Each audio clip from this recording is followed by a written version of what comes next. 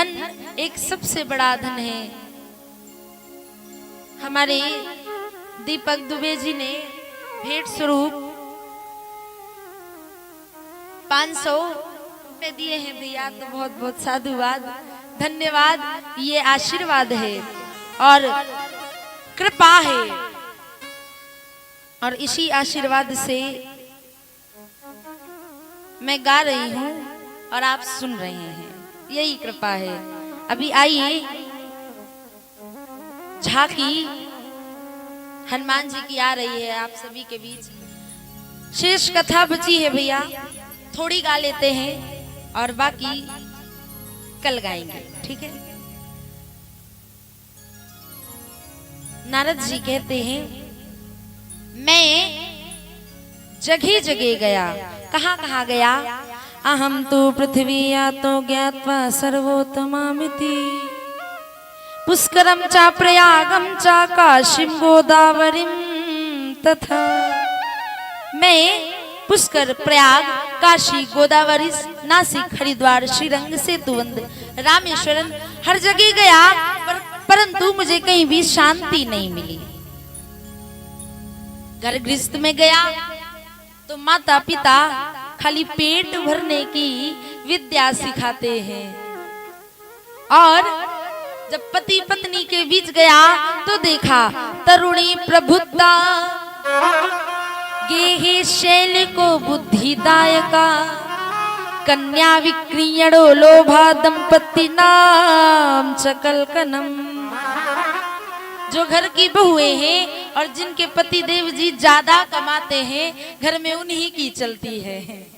ये मैं नहीं कह रही, नारद जी जब संसार में देख करके आए तो वो चीज कह रहे हैं भैया, दीवार बिगाड़े आरो और घर बिगाड़े सारो।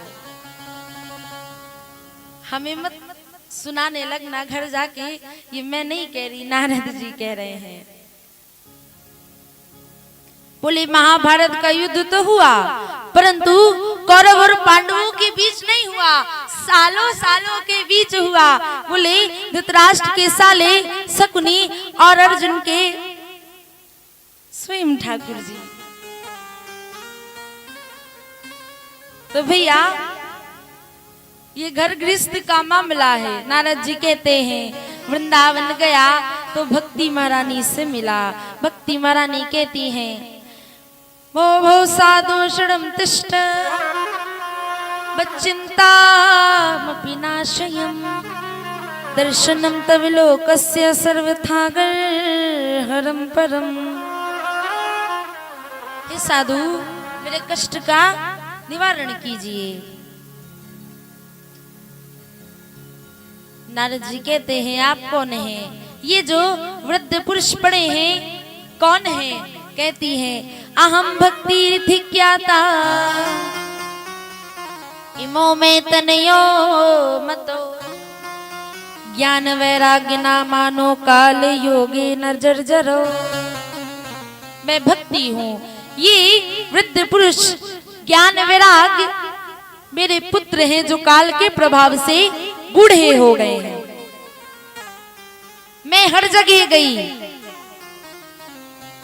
परंतु कहीं शांति नहीं मिली। वृंदावन आई, मैं युवा हो गई, परंतु मेरे पुत्र बूढ़े हो गए। आप ही बताइए, पुत्र 90 साल के हो और माता 16 साल की हो, शोभा देती है भला? नहीं देता है ना। तो मेरे कष्ट का निवारण कीजिए, नहीं तो इदम स्थानम परित्यज्य विदेशम गम्यताम मया। मैं विदेश चली जाऊंगी।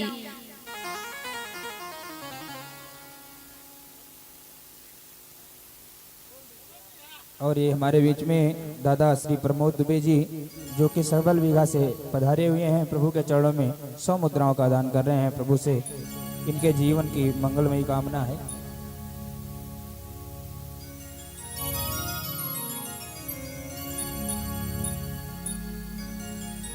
मैं वृंदावन गई, युवती हो गई, अब कहाँ जाऊंगी? बोले विदेश जाऊंगी। बोले विदेश जाने की आवश्यकता नहीं है। ज्ञान और वैराग्य को नारद जी कहते हैं, मैं स्वयं ही जगा दूंगा। वेद वेदांत घोषश्च गीता पाठ मुहुर्मुहु। वेद वेदांत के शास्त्र सुनाते हैं, गीता पाठ मुहुर्मुहु, गीता पाठ बार बार सुनाते हैं, परंतु फिर भी ज्ञान वैराग्य नहीं जागते हैं। तब आकाशवाणी होती है, कहती है नारद जी सत्कर्म कीजिए और ये सत्कर्म आपको संत बताएंगे। नारद जी कहते हैं यही सत्कर्म ढूंढते ढूंढते आपके पास आया हूँ सनकादियो। सनकादि कहते हैं बस इतनी सी बात, जिसको आप इतने दिन से खोज रहे हैं वो हमारे पास पहले से ही है। बोले क्या? श्रीमद् भागवत आलापा सतु गीता सुखादि भी, गंगा द्वार समीपे तू तटमा नंदनामकम। श्रीमद् भागवत महापुराण हरिद्वार में सनकादि रखते हैं और सनकादि सुनाने लगते हैं तो क्या कहते हैं? श्रीमद् भागवत महापुराण की महिमा गाते हैं, कहते हैं सदा शिव्य श्रीमद् भागवती कथा यस्या श्रवण मात्रेण हरिश्चित्तम समाश्रयेत्। सनकादि कहते हैं नारद जी भागवत का सदा सेवन करना चाहिए, यानी सुनना चाहिए। इसको सुनने से भगवान आपके हृदय में अवरुद्ध हो जाते हैं।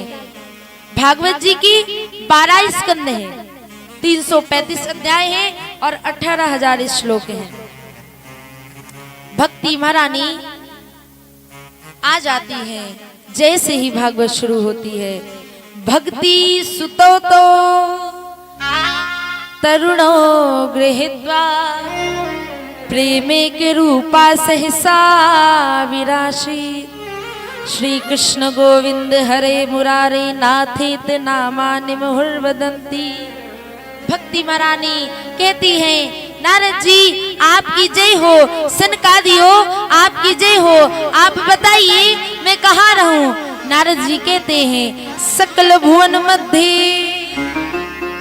निर्धनास्ते धन्या निवेशिति हृदये श्याम श्री हरे भक्ति रेखा। हरिरपि निजलोकाम सर्वथा तो विहाय प्रविशति हृदि तेषां भक्ति श्रुतोपनद्धा। त्रिभुवन में निर्धन होकर भी वो व्यक्ति धनवान है जिसके पास राम नाम धन है। आप एक काम करिए, जो भक्ति करता हो, जो सत्संग करता हो, आप उसके हृदय में विराजमान हो जाइए। भक्ति महारानी श्रीमद् भागवत महापुराण सुन करके उनके सारे कष्ट दूर हो जाते हैं। ऐसी श्रीमद् भागवत महापुराण को हम सब आज से श्रवण कर रहे हैं। ये महिमा है भागवत की। और बोले ये मानवः पाप कृतास्तु सर्वदा सदा दुराचार रता विमार्गः क्रोधानि दग्धा कुटिलाश्च कामिनः सप्ताह यज्ञेन कलौ पुनन्ति ते। बोले जो प्रेत बन जाते हैं, क्या श्रीमद् भागवत महापुराण सुनने से उस प्रेत योनि से मुक्ति पा जाते हैं? सुखदेव जी कहते हैं परीक्षित जी से, हाँ, धुंधकारी जैसे महापापी।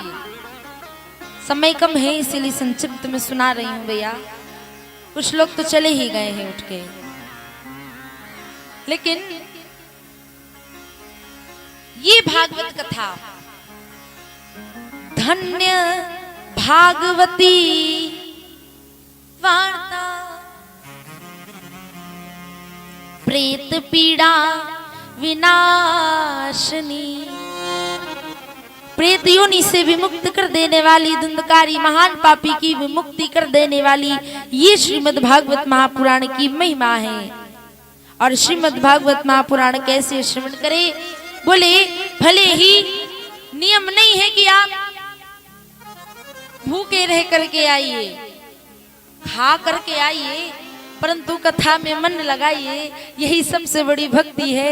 कलयुग के भक्त हैं तो भैया खा पी करके बैठिए, और अगर नींद आए तो बाद में खा लीजिएगा। अगर मन भोजन में लगा हो तो भजन में नहीं लगेगा, इसलिए भोजन करके आया करिए, क्योंकि ताकि वो भोजन में मन ना लगे। जो पनीर बना करके आए उसमें मन ना लगे, भजन में मन लगे, सत्संग में मन लगे। यही महिमा बताई गई है। आज की कथा हम यहीं पे विराम करते हैं। आइए, आपकी भाषा में एक भजन सीखा है हमने, गाए।